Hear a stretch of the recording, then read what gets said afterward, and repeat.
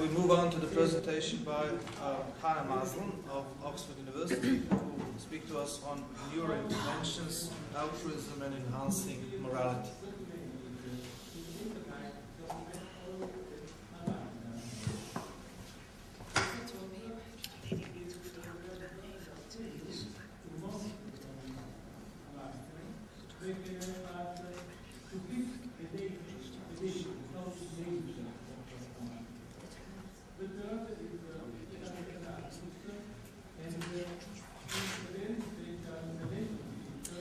Okay, hello. So yesterday a question was asked, I think it was actually by Sarah Chan, about the possibility of somehow self-conditioning moral behaviour.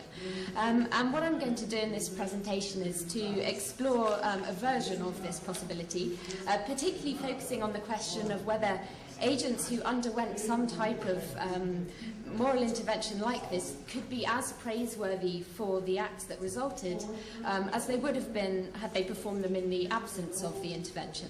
So the aim of this paper is not to argue that such an intervention as the one I described should be pursued, or that it would even be practically possible at the moment, but rather to try to tease out what it is that makes an act, and particularly acts of altruism, which I'm going to focus on, morally praiseworthy.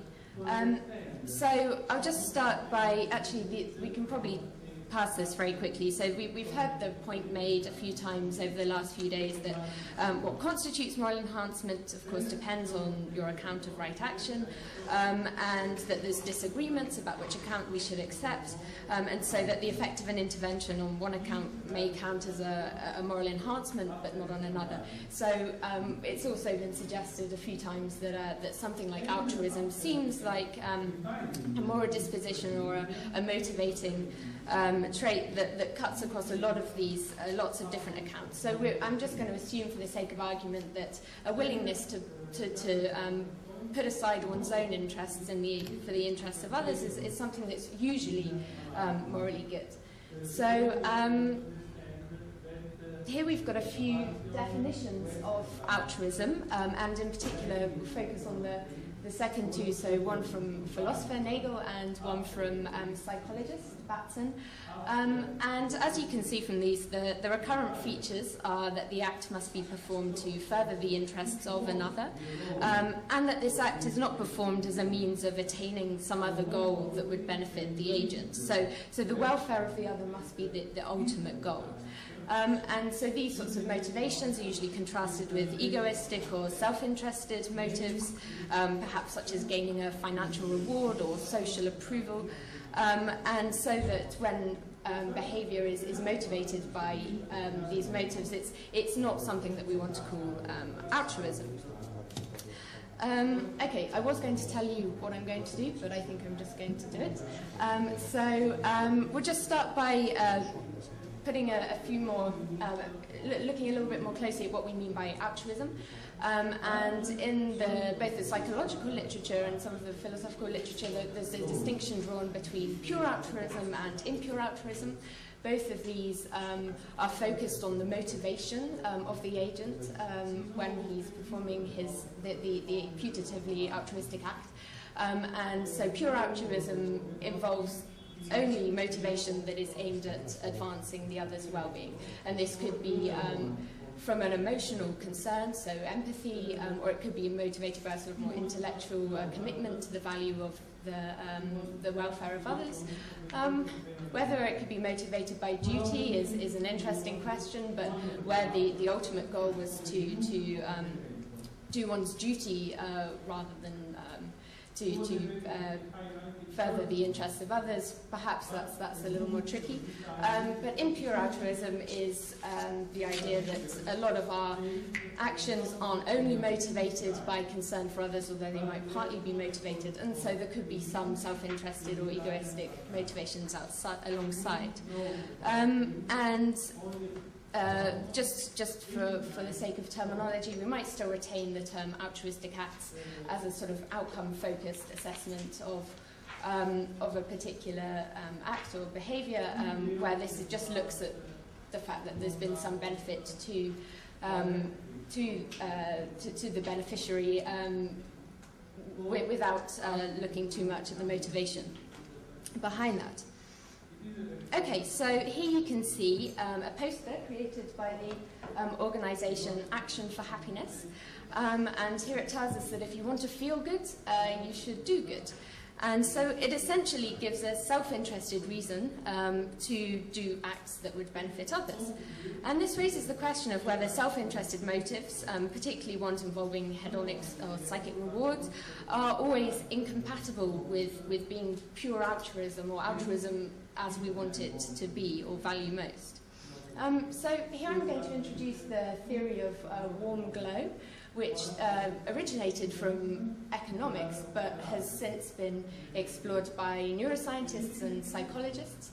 And this is the idea that when there doesn't seem to be any other explanation for why an agent would do something altruistic, the real reason is because they receive some sort of utility from the act of giving. So basically, there's some positive emotional feeling that people get from helping others. And what I want to ask is whether this sort of warm glow feeling is completely at odds with an act being as praiseworthy as it would have been had it just been purely altruistic. So it's clear that some positive psychological experiences that might result from engaging in altruistic acts would somewhat dilute the altruistic motivation where also present. So feeling smug about one's own moral excellence is not something that has the welfare of the other as its ultimate concern. But I want to suggest that there are some ways of feeling good explored by psychologists that do not undermine the moral praiseworthiness of the act. So the first, which is suggested by psychologists who've taken this theory and tried to explore it further, is the positive hedonic experience generated when perceived injustice is corrected. So experiencing frustration at injustice, which turns to pleasure or satisfaction when something is done to alleviate it, is intrinsically linked to caring about the injustice. And also remember that empathy, well, as Batson describes it, is the ability to put oneself in the shoes of another person and experience events and emotions in the way that the other person experienced them. So to the extent that one is emotionally engaged in the situation of the other, you might be motivated by the prospect of this situation becoming sunnier.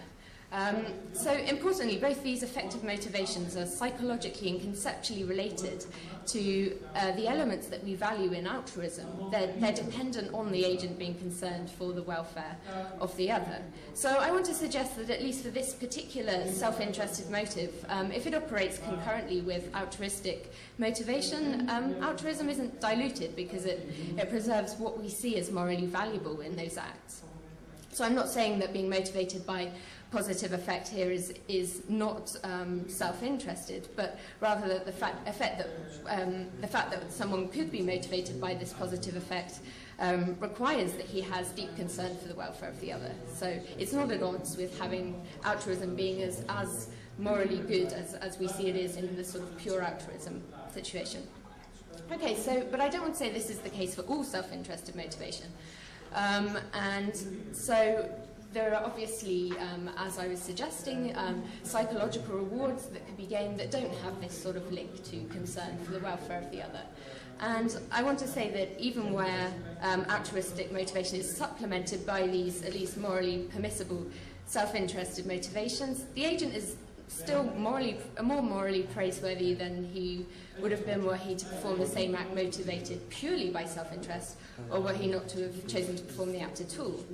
So now we're going to explore whether a possibility for moral enhancement that would increase the rewardingness of the agent's experience of performing altruistic acts is more like this sort of warm glow situation, or more like the psychic rewards that we don't see as valuable.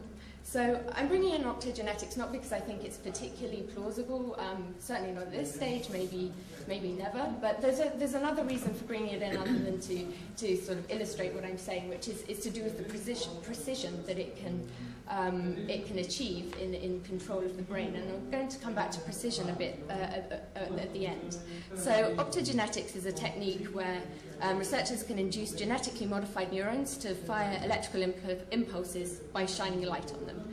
So, and it's set to develop so that the function of nerve cells could be influenced remotely using flashes of light instead of direct electrical connections. So the important thing about this technology is that it has the highest resolution of any brain intervention technology that we've had to date. So basically it's a single neuron level. And I could tell you more about the science of it, but it's not important for this. So that's what I think it offers over some of the other interventions, just for animating this discussion. So yeah, we'll return to precision at the end. Okay, so we don't need to dwell too much on the technical details of how this has worked in mice, but it seems to be that optogenetics can be used to very, very successfully condition behavior that then persists and also transfers to similar sort of behaviors. So the mice are basically conditioned to prefer one side of the cage than the other, and then they're put in different environments, and it seems that they still show some effect of this conditioning. And what I'm going to suggest, quite fantastically, but hopefully it will give us something to think about, is a sort of voluntary and non-permanent conditioning program that people could opt into to make themselves more altruistic by conditioning themselves so that they find these acts of altruism more pleasurable. So we might imagine that you go for 2 days and you do all sorts of things. Maybe you give some money for charity, or you give blood, or you make your choices about what sort of acts you want to condition, and you then start to find these more pleasurable. So if we were to be able to condition altruistic behavior in this way, the question then becomes whether the agent would be as morally praiseworthy for the subsequent acts of altruism. So in order to count as moral enhancement, the acts that the intervention resulted in would have to be morally praiseworthy. And conditioning altruistic acts at first glance doesn't seem like an obviously good candidate for producing morally praiseworthy acts. But let's see. And we've got a suggestion here from Julian and Ingmar that perhaps if one derives pleasure from altruistic self-sacrifice, this will increase willingness to sacrifice one's interests, and they think that they're moral enhancers in one sense. Well, let's see what we think about that. So first, the obvious first point is that we should acknowledge that there's a morally relevant difference between feeling good about the consequences of one's action, as in the experience of warm glow, and just simply feeling good. The latter type of feeling good is not conceptually linked to the concern for the welfare of others, and the motivation that the intervention could induce might be thought to be incompatible with the resulting acts being then purely altruistic. The pleasure experience would not be sort of revealing of a concern in the agent for the welfare of the other. But I think that an agent's having undergone the intervention does not necessitate that none of his altruistic acts demonstrate pure altruism. So the agent on a given occasion could be altruistically motivated such that he would have performed the act even in the absence of hedonic reward. So to a certain extent the act might be overdetermined, but in so being the altruistic motivation is still present. If we imagine that equally there could be agents who pursue altruistic acts because of the hedonic reward and because of other egoistic or self-interested motives, well, this doesn't change anything, it's just still not very morally praiseworthy. So the acts of particular interest then are those that are motivated in part by altruism and in part by the hedonic rewards conditioned by the intervention.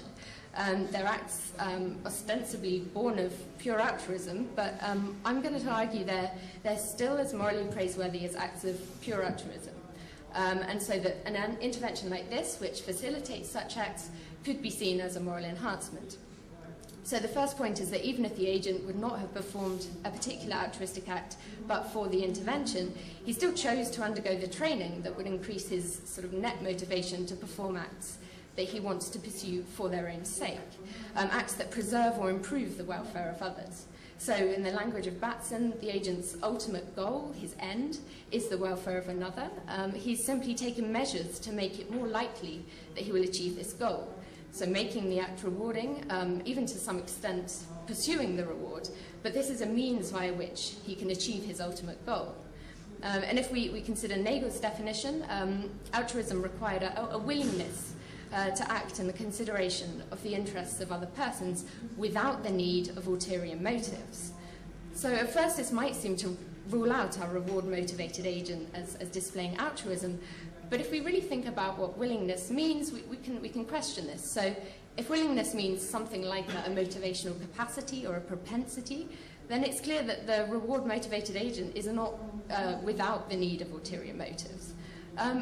But if, however, we understand willingness to mean something more like a desire or commitment to act in the consideration of the interests of other persons, then we can imagine that whilst the agent needed ulterior motives to help him act on or fulfill this desire or commitment, his coming to have the commitment or desire did not involve ulterior motives. And we might compare this motivational reward with the ordinary ways people reward themselves as a way of motivating themselves to pursue their goals. So sometimes we promise ourselves rewards even when our ultimate goal is to help others. So for example, I might promise to myself that if I go and donate blood, then I can have 2 pints of Guinness afterwards. And if I do this as a way of motivating myself to achieve my ultimate goal of giving blood, so it's still, if my ultimate goal had been to drink Guinness, then I would have just gone to the pub and skipped giving blood. So it's using this the pleasure I would get from drinking Guinness as a means to achieve my ultimate goal. It might be argued that the ability to promise myself rewards in a way that's effective takes self-discipline, whereas experiencing a reward that's been conditioned in me happens without my trying and so is less morally commendable. But whilst this is true that being able to make oneself act to obtain a reward requires commendable self-discipline, our hypothetical intervention also required self-discipline to choose to do it and to undergo it. So indeed, if there were concerns about the moral value of effort, I'd suggest that it doesn't make a difference at what time the effort is made if it is aimed at the altruistic goal. So instead of, in the language of John Harris, summoning up the blood at the time of the altruistic act, the agent does so at the time of the training. And we might possibly think about this as a kind of second-order altruism. So the agent has to altruistically make himself more, maybe impurely altruistic. But I think it still looks like something that we see as morally praiseworthy. Okay. Okay, so I'm going to skip those because we can talk about them more in the questions if you want, because I actually want to get to this point, which I think has come up a lot in the conference, and it's the reason why I included optogenetics in my talk, even though it's very fantastical. There seems to be something paradoxical about the precision that technology can offer. It seems that it can make projects of moral enhancement both more justified and less justified. And here's why I think so. So the importance or justifiability of an intervention is in part dependent on the extent to which it is in fact a moral enhancer.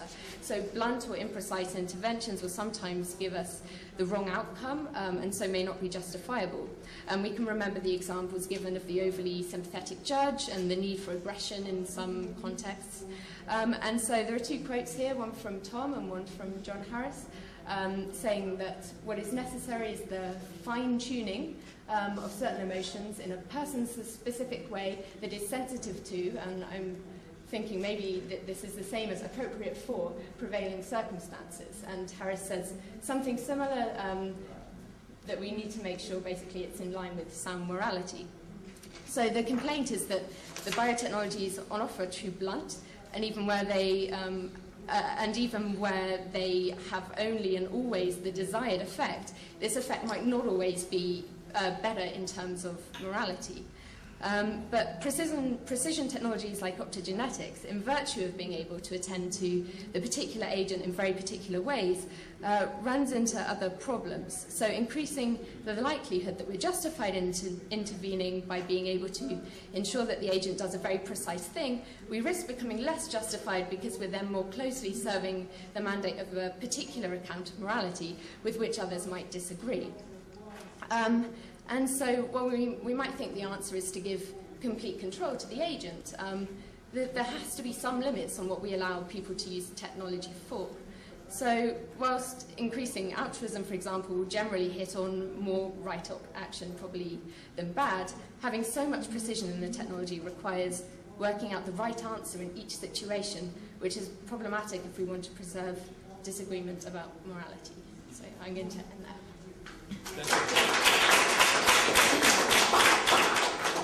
Again, let's start with 2 or 3 questions. Tom and Rob, and then we will comment. I think there's a couple of small things.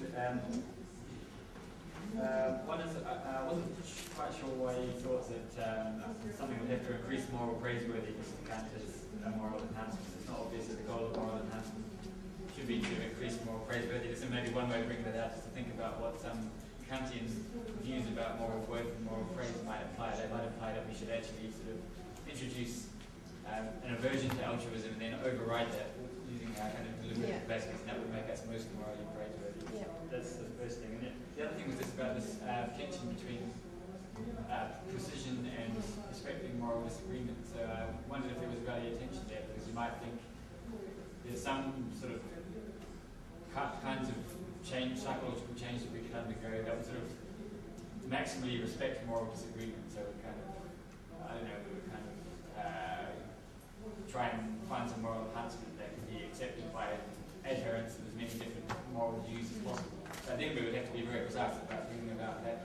Sure. Okay. Yes. So I think you're right, and so perhaps enabling people to think better about moral questions is one such example, right? Where we think that's uncontroversially good, but I think this isn't always the case, and I think that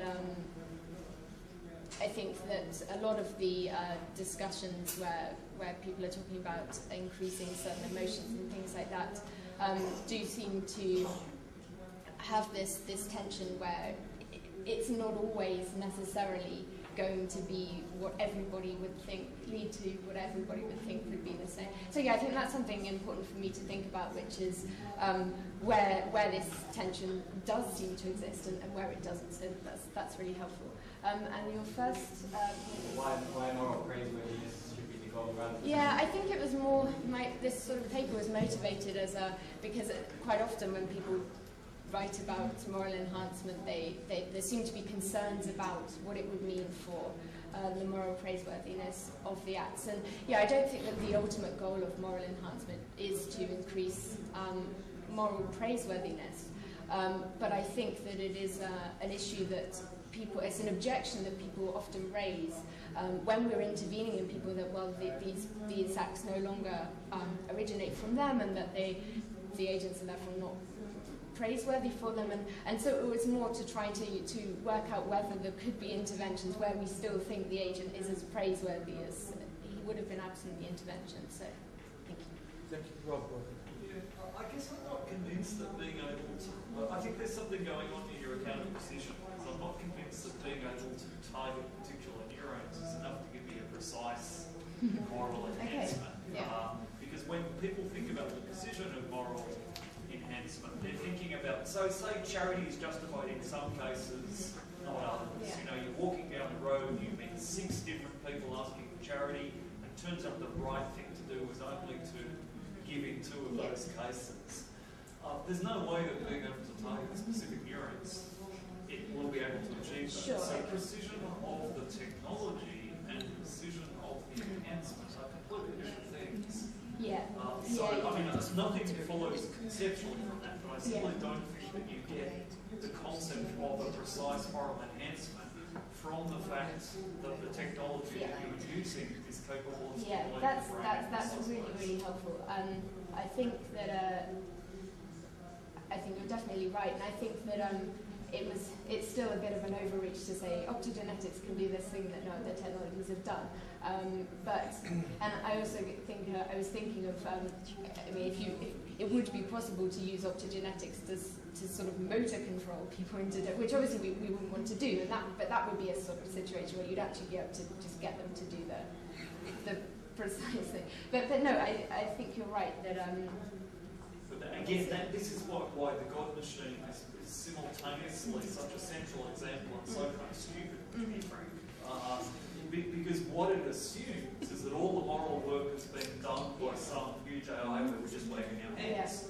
In fact, we can't imagine a technology that would be capable of actually observing someone's actions and saying, here's what the right thing to do is. I don't think it's that the technology would observe. So this is also the problem. It would need somebody to be directing the technology and making those decisions. The technology wouldn't make the decisions themselves. So I was thinking about the case with empathy and in judges, for example, we don't want too much sympathy, that sort of thing. So if you were to be able to, instead of giving somebody a drug that just made them more empathetic, if you were able to, in very person-specific and situation-specific ways, tweak at these emotions, maybe that gives us some sort of precision over. But no, it's a really important point, and so thank you for that. Sorry? Genetics and the praiseworthiness intrinsically connected. No, I know. It was an example of. Okay, one more question, Thomas. I didn't really understand why did you need the difference between pure and impure altruism in Europe. I mean, this is a very blurred line between the two. Yeah. Many Protestants have really tried hard to get rid of the emotional reward after doing something good in order, to increase their chances to go to heaven. But it didn't work simply. It's always kind of there. It's hard to see how you can get rid of it. So, and even people like in the philosophy of mind, like Nenad would say, we have to know our own mind in order to see what's really happening. But this is, we don't know it. Yeah. So this is an illusion that we could right. ever. So you're suggesting that that pure altruism is probably psychologically impossible? Yeah, we would never know. Right. Okay. Not psychologically. I mean, epistemologically. Right. Okay.